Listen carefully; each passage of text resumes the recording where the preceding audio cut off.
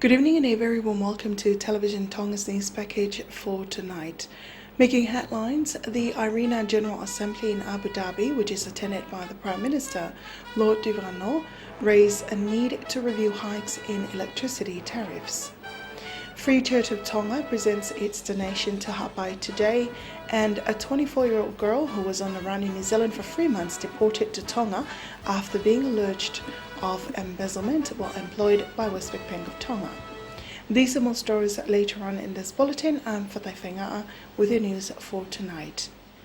The decisions made for continuous hikes in electricity tariffs in Tonga need to be reviewed to ensure transparency. The Honourable Prime Minister Lord Duvano made the stance in an exclusive telephone interview with Radio and Television Tonga News to Abu Dhabi this morning while attending the International Renewable Energy Agency IRENA General Assembly. The Honourable Prime Minister Lord Duvano says monetary assistance to renewable energy projects in Tonga, managed by the Tonga Energy Roadmap, aimed at cutting electricity tariffs to the consumers.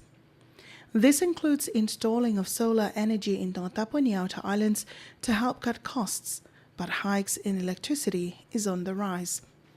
However, revision work is needed to identify the increase after all attempts to gut electricity cost for the consumers. A specific pricing should be put in place to ensure that all monetary assistance and local projects operated in Tonga are transparent and reached a satisfactory state. Discussions was also made with New Zealand, where we've submitted a request to the IRENA for them to address the issue before the next meeting in Samoa. This attempt is to help prove the government's projects towards helping local consumers ease the burden of costly electricity tariffs. Lord Duvano also spoke of some pledges made by the foreign donors in a meeting to assist Ian victims in Hapai. New Zealand Foreign Minister Honourable Murray McCully pledged to offer 2 ploughs to the Hapai Islands to help recover its agricultural sector. The Foreign Minister, Honourable McCully, will be in Nuku'alofa on the 30th of this month to visit Hapai and inspect the damages left behind by Ian. Meanwhile, I also wish to commend on the award won by Tonga High School's projects on renewable energy with the cash prizes of almost 100,000 per anga. Accompanying His Lordship to the meeting is the CEO of TERM, Inoke Now, and TERM's Senior Advisor, Akau Ola. A special cabinet meeting held today addressed issues on the poorly affected residents and homes of Hapai. This is according to the acting Prime Minister, who's the chairman of the National Emergency Management Committee, Sami Vaipolo. He says the United Nations Residents Coordinator, Osnald Lubrain, together with other donor partners and representatives, will attend the meeting. Temporary shelters, registration of several allotment and landowners for future reference if seeking foreign aid will be among the Cabinet's agendas in the special meeting. He also stated if government needs to loan any monetary assistance, they will have to call on Parliament on such matter. Despite tents have been distributed to the island, the acting Prime Minister says that tents should no longer be needed due to the weather conditions. Meanwhile, the Deputy Prime Minister says water is the islanders' most pressing need at the moment. The United Nations Resident Coordinator in the Pacific, Osnald Lubrain, arrived in the Kingdom last Friday before departing for Hapai the next morning. Kalisi Tunugo again with more on that story. The arrival of Ms. Lubrain comes after the United Nations confirmed to the Honourable Prime Minister Lord Duvano last Tuesday that the UN stands ready to support the government of Tonga in its relief assistance efforts. A meeting was held in New York by the Tonga's Permanent Secretary to the United Nations, also the Tonga Ambassador to the United States, His Excellency Mahauleuli Tuponiua Jr., and the United Nations Development Programme Administrator Helen Clark, discussing key areas of assistance that the UN can provide to Tonga. According to news from the Prime Minister's office, the team is looking at deploying further technical expertise, emergency supplies, and to assist in setting up of emergency shelters, provision of water, sanitation and hygiene, and contribute to the early recovery process of the Hapai Island, among other assistance.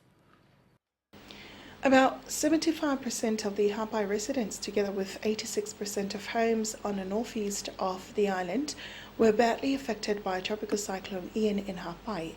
This was the overall result of a survey conducted by the National Emergency Management Office, or NEMO, on 11 villages and islands in Hapai. The last census in Hapai in 2011 recorded a population of 6,600 people in the northeast of the island. NEMO recorded about 4,900 of those people affected by Ian. The survey shows that out of the 1,266 homes altogether in the northeast of Hapai, 1,009 homes were destroyed. In Pangai, about 116 homes were destroyed, while Hihifo with 99 homes. Meanwhile, 36 homes in Faliloa and Lotofoa were also destroyed. 15% of homes in the area were facing minor damages. Radio Tonga News understand that this is where the New Ui Hospital, the Whaaha Wharf and Salote Pilolevu Airport are situated. The survey, together with other data collected, was submitted to the Cabinet's special meeting today. Reporting for Television Tonga News, I'm Kalisi Tuanuku. One of the most important assistance provided to the inhabitants of Hapai is encouraging and providing counselling work for those who are still in shock from the experience of Tropical Cyclone Ian. The Secretary General of the Free Wesleyan Church of Tonga, Reverend Dr. David Havea, shared this with Radio and Television Tonga. Sinlantu reports. The Free Wesleyan Church of Tonga's counselling team are visiting victims of Tropical Cyclone Ian throughout the Hapai group of islands. The Free Wesleyan Church of Tonga, Reverend Dr. David Havea, says they are working directly with church ministers in Hapai to provide counselling to the Hapai residents. I've come with 7 counsellors and our core role is to provide counselling. We are working together with the Government Relief Committee. At the same time, the church has provided assistance to its members in Hapai, especially to those who still can't get over the devastation caused by Ian.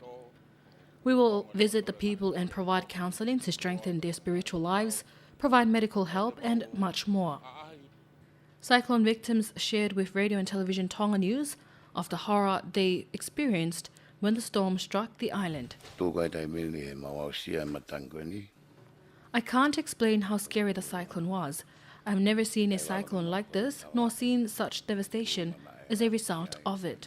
When the cyclone hit Hapai, I was with my family and we were all so scared. We were scared yet encouraged at the same time when we tuned into Radio Tonga 1. Even though we've lost our house and our belongings, but we are thankful for the encouragement and prayers from families and the people in Tonga and from abroad. The crops and fruit-bearing trees were fully destroyed during the cyclone.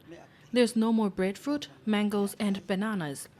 All residential homes were torn down by Ian. Part of a house was lifted by the strong winds and came upon the house I was in. I was inside cleaning, so that's how I was injured. The counselling team is divided into 4 main groups and is helping the residents of Hapai go through a speedy recovery from the wreckage caused by Ian physically and emotionally. The restoration of the electricity network being damaged in Hapai after Cyclone Ian is estimated at 5 million pa'anga. Information from Tonga Power Limited says they are able to restore power supply to several homes in the island and ensure the electricity supply is safe for consumers. The CEO of Tonga Power Limited, John Brink, says that around 20 staff members are currently working on the system day and night for the consumers. Tonga Power has 972 customers in Hapai, of which 75% of the homes were severely damaged or destroyed in a Category 5 cyclone. It is estimated that the restoration and rebuilding of the electricity network in Hapai will take a couple of months, and further surveys and requests for power supply from households need to be confirmed.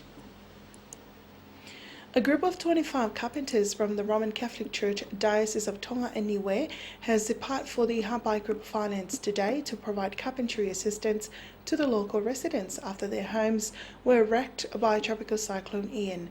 Anasi Falikano with the details. Speaking to Television Tonga News, the Episcopal Vicar, also the Maofanga Parish priest, Father Ludovico Finau, says The assistance was initiated from an overall result of Caritas Tonga and Nemo meeting in regards of Ha'apai's urgent needs. Carpenters are very much needed in the island. However, the team dispatched will not only help the church, but the locals as a whole. Announcement was also made to all the parishes in Tongatapu to take part in the voluntary work. Meantime, the leader of the first carpentry group, Eva Anisa Mita, says their duties in the island is very significant. It is important for me to be part of this voluntary group because if the same thing happens to me, I would be in the need of people's support and help. The first group consists of volunteers from the Nuku'alofa Parish and Ma'afanga Parish. The Episcopal Vicar says they will spend a week at the Ha'apai group before handing over the work to the other volunteers that will be later depart Tongatapu to Ha'apai. Meanwhile, the Bishop of the Diocese of Tonga and Niue is currently in Ha'apai together with a group of councillors led by Father Seluini Akauola. The Tonga Development Bank has announced a 3-month deferment of loan repayments for the people of Ha'apai. This is part of their assistance to their customers in the cyclone-torn Ha'apai group of islands. Whanau Kosa tells you more. The assistance includes the waiver of interest charges and other fees to the amount of 85,000 pa'anga. The bank's managing director and CEO, Lita Kami, says the reason behind this move is to help their customers in Ha'apai. She adds they hope to allow the affected customers to focus more on instant needs. We checked the damages caused by the tropical cyclone, and we believe that this is part of our responsibility to help those that are in need. We hope that this assistance would provide comfort to the residents' financial difficulties. This is to help build up the locals' houses and to collect whatever they have to repair the current damages to the houses and to also cater for their other needs. The bank's branch in Ha'apai and other equipment was also damaged during tropical cyclone Ian. For Television Tonga News, I'm Whanau Koso. The Free Church of Tonga has shipped its donation to the Ha'apai Group of Islands this afternoon. This is according to the Secretary of the Church, Reverend Unga Fifita. Anasi Falekano with more on its story. The church assistance includes food items, drinking water, bedding, and other items. The Secretary of the Church, Reverend Unga Fifita, says the donation is part of their token to help those who are in need. Today's donation was from the church members of the Central District who are willing to lend a helping hand. We are also awaiting assistance from the members of the church in both the Eastern and Western District. This donation will be welcomed in Ha'apai by a church minister of the congregation, then later distributed to the islands. And that's the latest updates from Ha'apai, but looking at other news items, 2 new magistrates started on the new post this week. 60-year-old Lata Imanamo'ika Fusiavniafu, who resides in Haveloto, and 60-year-old Bensimani Lupeitu Utupo Ma'o Whangaloto have been appointed by His Majesty King Dewald VI to become magistrates.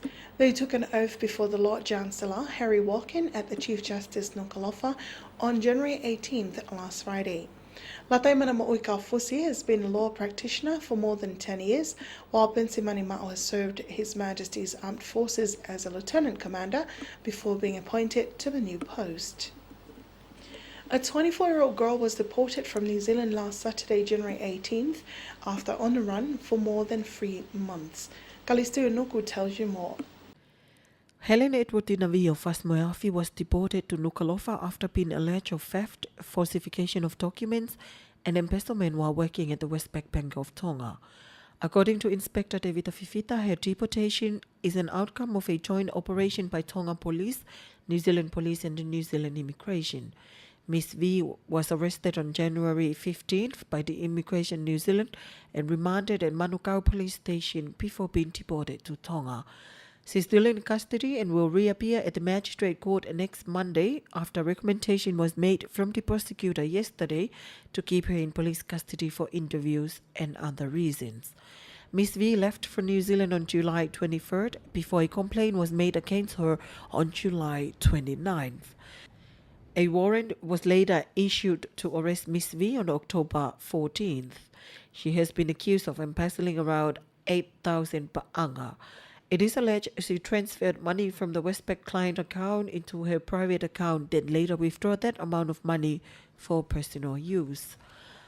She was also alleged of authorizing herself to withdraw money from another Tongan client of the bank who resided overseas. Inspector Fifita says the accused will be charged with other additional counts on Monday while investigation continues. Reporting for Television Tonga News, I'm Kalisi Tuyonoko. Results of the Tonga National Form 7 certificate were released today. Information from the Ministry of Education and Training Examination Unit reveals that the results were distributed to 10 schools in Tonga which have a Form 7.